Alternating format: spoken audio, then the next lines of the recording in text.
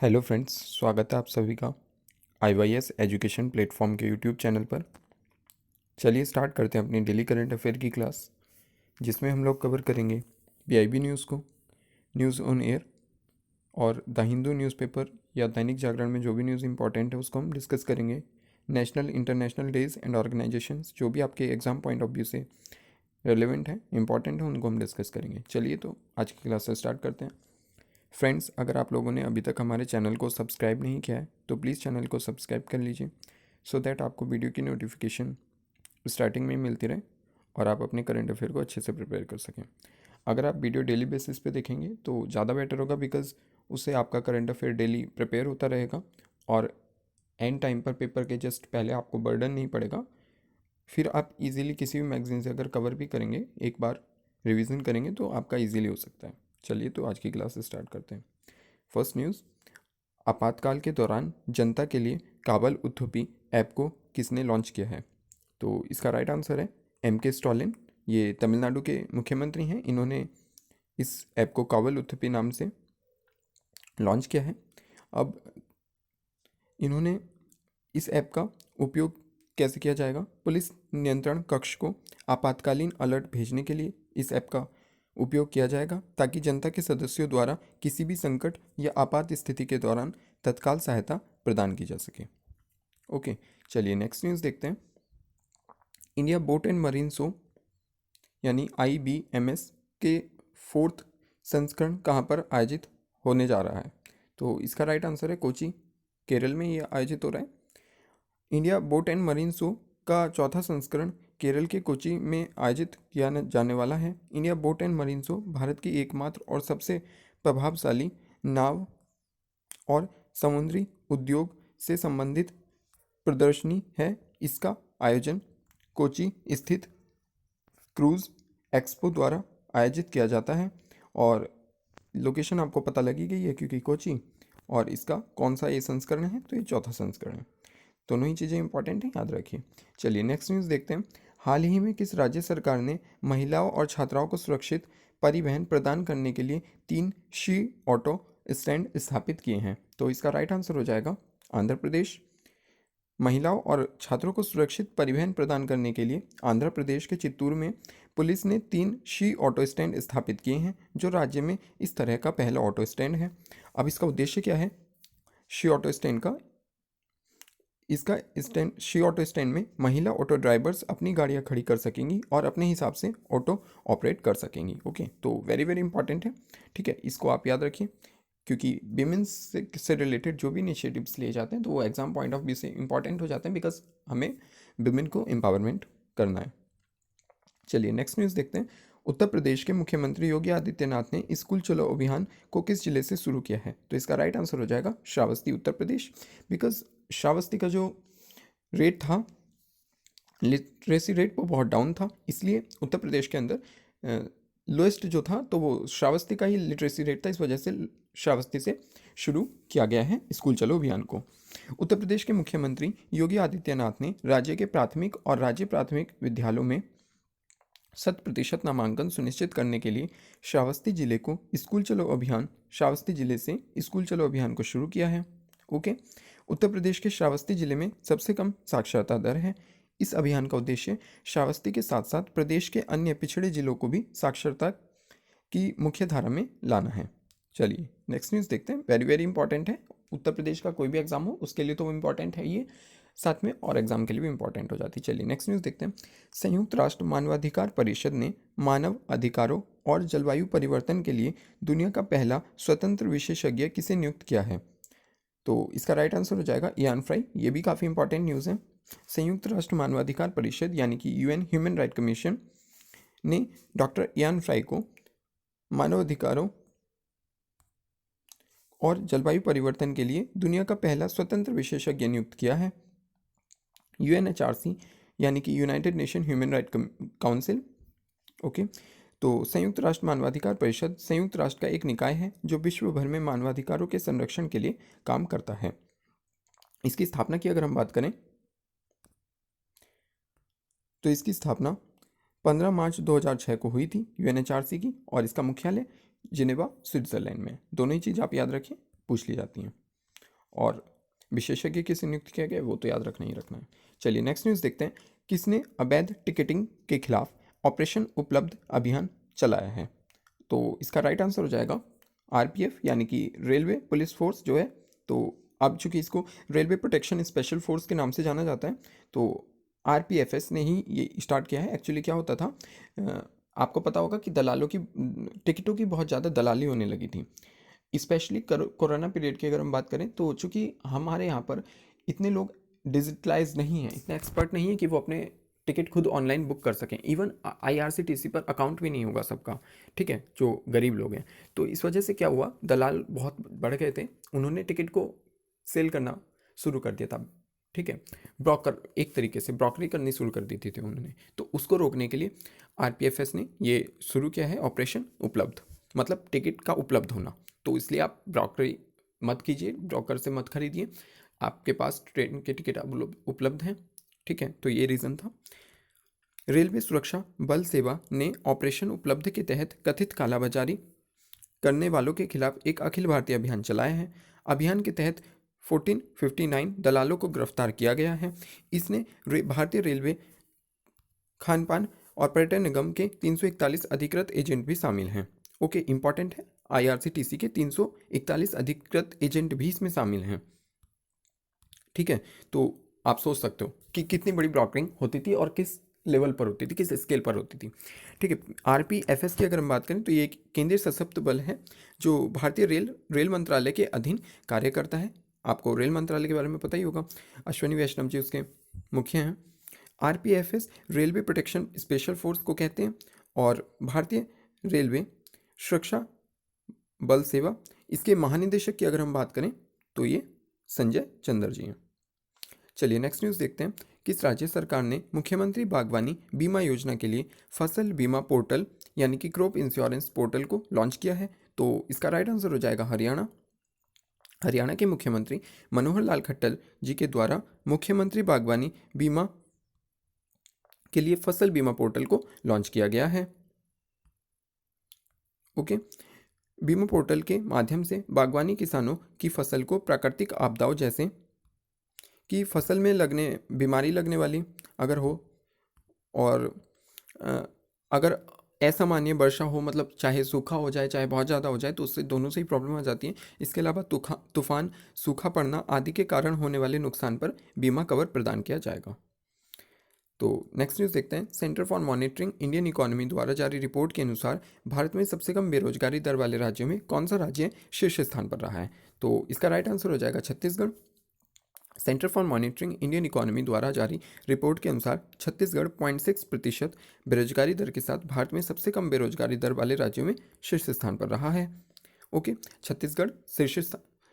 अगर हम बात करें छत्तीसगढ़, तो जिसमें मिनिमम है बेरोजगारी, तो उसमें छत्तीसगढ़ है। और हाईएस्ट में अगर हम बात करें तो वो मैं आपको भी बताने वाला हूँ आगे।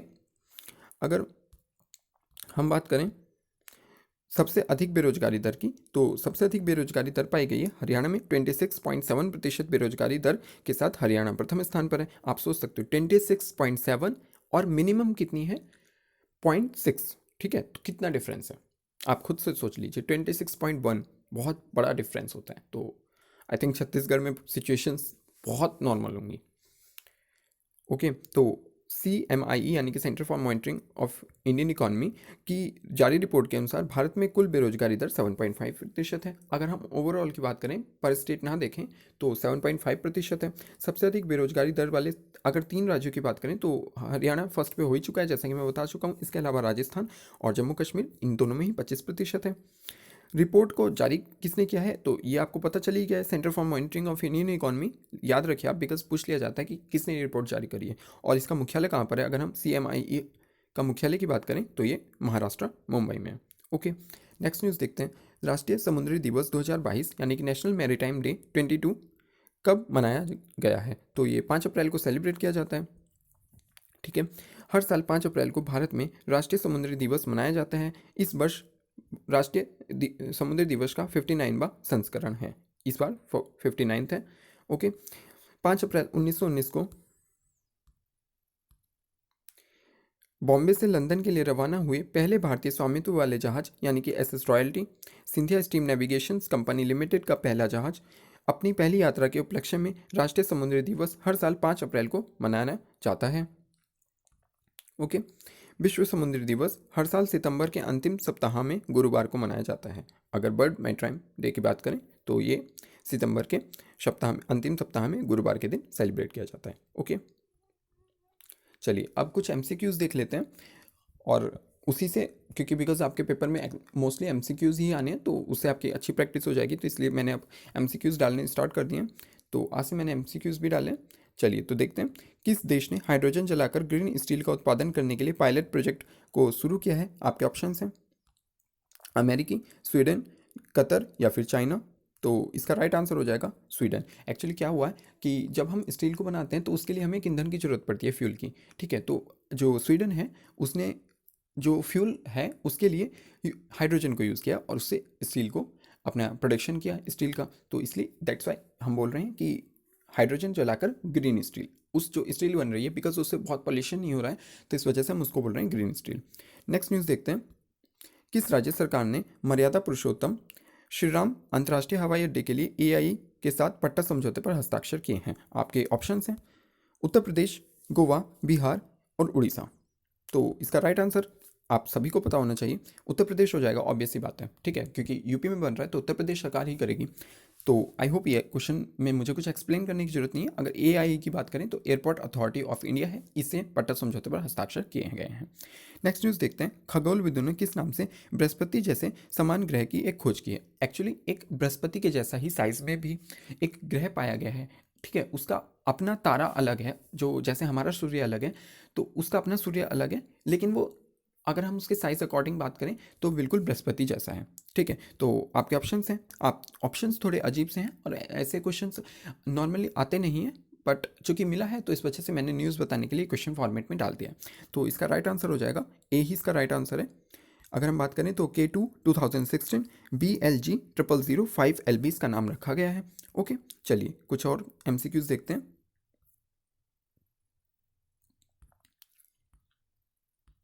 किस राज्य सरकार ने मुख्यमंत्री उद्योग क्रांति योजना को शुरू किया है? आपके ऑप्शन हैं मध्य प्रदेश, असम, मिजोरम या फिर बिहार।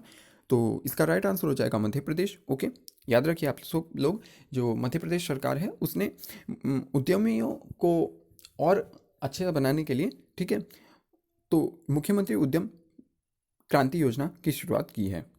इसके अलावा नेक्स्ट क्वेश्चन देखते हैं, किसने मानव तस्करी विरोधी प्रकोष्ठ का शुभारंभ किया है? आपके ऑप्शंस हैं आरपीएफ, एनसीडब्ल्यू, एनएसजी या फिर आईटीबीपी। तो इसका राइट आंसर हो जाएगा एनसीडब्ल्यू। मैंने आपको न्यूज़ में पहले भी बताया था, नेशनल कमीशन फॉर वुमेन, इसी ने मानव तस्करी विरोधी प्रकोष्ठ का शुभारंभ किया है। ठीक है, चलिए नेक्स्ट क्वेश्चन देखते हैं, एचएएल ने किस देश के एरोस्पेस इंडस्ट्रीज के साथ समझौता किया है? आपके ऑप्शन हैं इसराइल, चाइना, जापान या फिर बहरीन। तो इसका राइट आंसर हो जाएगा इसराइल। ओके, भारत का जो एचएएल है बेंगलुरु में, मैंने आपको बताया था 1940 में जो एस्टेब्लिश हुआ था। ठीक है, जो एयरफोर्स जो भी आपके एडवांस हेलीकॉप्टर वगैरह यूज़ करती है तो उन सबको एचएएल ही डिज़ाइन करता है, जो इंडिया में अगर डिज़ाइन हो रहे हैं तो। अदरवाइज़ अगर हम बाहर से एक्सपोर्ट कर रहे हैं तो फिर वो तो बाहर से आएंगे ही, लेकिन अगर कोई असेंबल भी करता है तो एचएल ही करता है मोस्टली, एचएएल। ठीक है, बहुत फेमस है एचएल और बहुत ही डेवलप्ड है। अगर हम बात करें एडवांस्ड है बहुत, इसने बहुत अच्छे अच्छे हेलीकॉप्टर्स को डिज़ाइन करके दिया है। तो इसराइल ने एचएएल के साथ एक कोऑर्डिनेशंस किया है कि हम लोग एयरक्राफ्ट को डिज़ाइन करेंगे। नेक्स्ट न्यूज़ एमसीक्यू देखते हैं, किस राज्य को विश्व बैंक और एआईआईबी ने 7500 करोड़ रुपए का ऋण दिया है? आपके ऑप्शन हैं पंजाब, गुजरात, तेलंगाना या फिर झारखंड। तो इसका राइट आंसर हो जाएगा गुजरात। विश्व बैंक ने गुजरात को ये लोन दिया है 7500 करोड़ रुपए का। नेक्स्ट न्यूज़ देखते हैं, भारत का कृषि निर्यात कितने बिलियन अमेरिकी डॉलर के पार पहुंच गया है? आपके ऑप्शन हैं 50 billion US dollar, 60 billion US dollar, 70 billion US dollar या फिर 100 बिलियन यूएस डॉलर। तो इसका राइट आंसर हो जाएगा 50 बिलियन यूएस डॉलर। ये पहली बार हुआ है कि 50 बिलियन यूएस डॉलर, क्योंकि आपको पता ही है कि महंगाई जैसे जैसे बढ़ रही है और हमारा ग्लोबलाइजेशन हो रहा है, तो एक्सपोर्ट ओबियसली बढ़ेगा ही बढ़ेगा, तो इसलिए 50 बिलियन यूएस डॉलर पर पहुंच गया है। वेरी वेरी इंपॉर्टेंट क्वेश्चन है, आप लोग प्लीज़ इसको ध्यान रखिए। इकोनॉमी का थोड़ा ही पोर्शन आता है तो उसमें इसी टाइप के क्वेश्चन आते हैं, बिकॉज वो लोग देखते हैं कि हमारा क्या चीज़ हमारी राइज कर रही है। अगर कोई चीज़ शार्पली फॉल कर जाती है, सपोज दैट हम एक्सपोर्ट करते हैं चावल का, गेहूं का, अगर कोई चीज़ बहुत ज़्यादा इंक्रीज़ कर जाए, कोई चीज़ बहुत ज़्यादा फास्ट से ग्रो कर गिर जाए, ठीक है, शार्पली डिक्रीज कर जाए, डेक्लाइन कर जाए, तो उन चीज़ों को पूछ लिया जाता है। इसलिए आप लोग ये ध्यान रखिए, 50 बिलियन यूएस डॉलर भारत का एक्सपोर्ट पहुंच गया है। नेक्स्ट न्यूज़ देखते हैं, गल्फ निवेश सम्मेलन 2022 का आयोजन कहाँ पर किया गया है। आपके ऑप्शन है श्रीनगर जम्मू कश्मीर, न्यू दिल्ली, लुधियाना पंजाब या फिर हैदराबाद तेलंगाना में। तो इसका राइट आंसर हो जाएगा जम्मू कश्मीर। ये भी इंपॉर्टेंट है बिकॉज मोस्टली हम लोग क्या सोचते हैं, दिल्ली को ऑप्शन थे कि गल्फ अगर है निवेश सम्मेलन है तो कहीं दिल्ली में तो नहीं हुआ होगा, तो नहीं, ये जो है गल्फ निवेश ये जम्मू कश्मीर में श्रीनगर में हुआ है और मनोज सिन्हा ने इसको संबोधित किया। ठीक है, तो यहाँ पे निवेश को स्पेशली जो हमारी घाटी है कश्मीर घाटी, उसमें निवेश को प्रोत्साहित करने के लिए ये सबमिट किया गया है आयोजन। चलिए नेक्स्ट न्यूज़ देखते हैं, 13वीं फैज़ा अंतर्राष्ट्रीय पैरा एथलेटिक्स चैंपियनशिप 2022 का आयोजन कहाँ हुआ है। आपके ऑप्शन हैं जापान, युगांडा, माली या फिर माल्टा। तो इसका राइट आंसर हो जाएगा जापान। ओके, जो 13वीं फैज़ा अंतर्राष्ट्रीय पैरा एथलेटिक्स चैंपियनशिप है वो जापान में आयोजित की गई है। नेक्स्ट न्यूज़ देखते हैं, किसे सर्वश्रेष्ठ बाल एल्बम श्रेणी में ग्रैमी अवार्ड दिया गया है। आपके ऑप्शन हैं रीता राय, फाल्गुनी शाह, रिकी केस या फिर फाल्गुनी पाठक। तो इसका राइट आंसर हो जाएगा फाल्गुनी शाह को। आपको पता होगा कि फाल्गुनी शाह को प्राइम मिनिस्टर नरेंद्र मोदी ने भी कॉन्ग्रेचुलेट किया है। तो फाल्गुनी जो हैं, ये फाल्गुनी शाह, ये जूनियर कैटेगरी में, मतलब चिल्ड्रन कैटेगरी में इन्होंने ग्रैमी को जीत लिया है। तो इंपॉर्टेंट है बिकॉज आपको पता ही होगा कि कितना फेमस अवार्ड है ग्रैमी। चलिए नेक्स्ट न्यूज़ देखते हैं, इन्फोसिस ने किसके साथ मिलकर बेंगलुरु में एरोस्पेस इंजीनियरिंग और डिजिटल इनोवेशन सेंटर लॉन्च किया है। आपके ऑप्शन है IBM, रॉयल रॉयसी, वीवो या फिर रिलायंस। तो इसका राइट आंसर हो जाएगा रॉयल रॉयसी। ठीक है, इन्फोसिस और रॉयल रॉयसी ने एक एग्रीमेंट किया है कि जो बेंगलुरु में है एक aerospace engineering digital innovation centre को वो लॉन्च करेंगे। नेक्स्ट न्यूज़, किस राज्य ने दुग्ध उत्पादकों के लिए सरकारी बैंक सहकारी बैंक की स्थापना की है। आपके ऑप्शन है कर्नाटका, राजस्थान, बिहार या फिर उत्तर प्रदेश। तो इसका राइट आंसर हो जाएगा Karnataka. Okay, next news, RBI ने रिवर्स रेपो रेट को कितने प्रतिशत रखा है। आपके ऑप्शन 5, 4, 8 या फिर 9। तो इसका राइट आंसर हो जाएगा 4। RBI रिवर्स रेपो रेट के बारे में मैंने कल आपको बताया ही था कि रिवर्स रेपो रेट क्या होती है, रेपो रेट क्या होती है, तो इसको 4 पर फिक्स रखा है। चलिए अब जल्दी से कुछ क्विक पॉइंट्स देख लेते हैं। GS बर्ड यूनिवर्सिटी रैंकिंग में sorry GS bird university ranking में IIT मुंबई किस स्थान पर रहा है। तो 65th पोजीशन पर रहा है। अगर हम उसकी बात करें IIT बॉम्बे की, तो ये 65th पोजीशन पर रहा है। किस देश के राष्ट्रपति गोतबाया राजपक्षे ने देश पर लगे आपातकाल को हटाया। तो ये श्रीलंका के राष्ट्रपति ने हटाया है। आपको पता ही होगा कि श्रीलंका में इमरजेंसी लगाई गई थी, फाइनेंशियल इमरजेंसी, ये कोई बाह्य आक्रमण के आधार पर इमरजेंसी नहीं लगाई गई थी। ठीक है, ये फाइनेंशियल इमरजेंसी थी। तो आपको पता ही होगा भारत ने बहुत अच्छे पड़ोसी का धर्म निभाया, उसे काफ़ी मदद पहुंचाई। ठीक है, तो इस वजह से अब वहाँ पे नॉर्मल कुछ कंडीशंस को देखते हुए गोतबाया राजपक्षे ने वहाँ पर इमरजेंसी को हटा दिया है। किस बैंक में 10 लाख के चेक भुगतान के लिए सकारात्मक वेतन प्रणाली लागू की गई है। तो इसका राइट आंसर है पंजाब नेशनल बैंक। लॉन्च पुस्तक Tiger of Dras captain Anuj Nayar 23 Kargil hero के लेखक कौन है। तो ये मीना नायर और हिम्मत सिंह शेखावत हैं। इंपॉर्टेंट है वेरी वो बुक। उत्तर प्रदेश के नए ATS चीफ के रूप में किसे नियुक्त किया गया है। तो ये Naveen Arora. Important, very very important. किस मंत्रालय ने डोपिंग उन्मूलन के लिए यूनेस्को कोप में 72,124 अमेरिकी डॉलर का योगदान किया है। तो ये खेल मंत्रालय ऑब्वियसली खेल ही करेगा, डोपिंग से रिलेटेड है। तो किस देश ने पृथ्वी अवलोकन के लिए नए उपग्रह गाओफिन 303 का सफलतापूर्वक प्रक्षेपण किया है। तो ये चाइना ने किया है। ठीक है, याद रखिए आप नाम, गाओफिन 3.03। अमेज़न ने अपने सैटेलाइट इंटरनेट को लॉन्च करने के लिए कितनी कंपनियों के साथ समझौता किया है। तो ये 3 कंपनियों के साथ समझौता किया है। ये थी आज की कुछ इंपॉर्टेंट न्यूज़। आई होप आपको वीडियो यूज़फुल लगी हो। अगर आपको वीडियो यूज़फुल लगी हो तो प्लीज़ आप अपने पॉइंट ऑफ व्यूज़ या आपके जो भी थॉट्स हैं तो मुझे आप कमेंट सेक्शन में बता सकते हैं, बिकॉज आपके जो कमेंट्स हैं तो मुझे इंस्पायर करती हैं नेक्स्ट वीडियो और भी बेहतर बनाने के लिए। तो आज की वीडियो के लिए, अगर आपने वीडियो को एंड तक देखा हो तो और वीडियो अच्छी लगी हो तो प्लीज़ वीडियो को लाइक कर दीजिए। वीडियो डिस्क्रिप्शन बॉक्स में टेलीग्राम चैनल और इंस्टाग्राम दोनों ही लिंक दिए गए हैं, तो आप वहाँ से मुझे फॉलो कर सकते हैं, ताकि मुझे कोई भी इन्फॉर्मेशन देनी हो तो मैं आपको टेलीग्राम पे कन्वीनियंटली आपको दे सकता हूँ। और वीडियो को एंड तक देखने के लिए थैंक्स।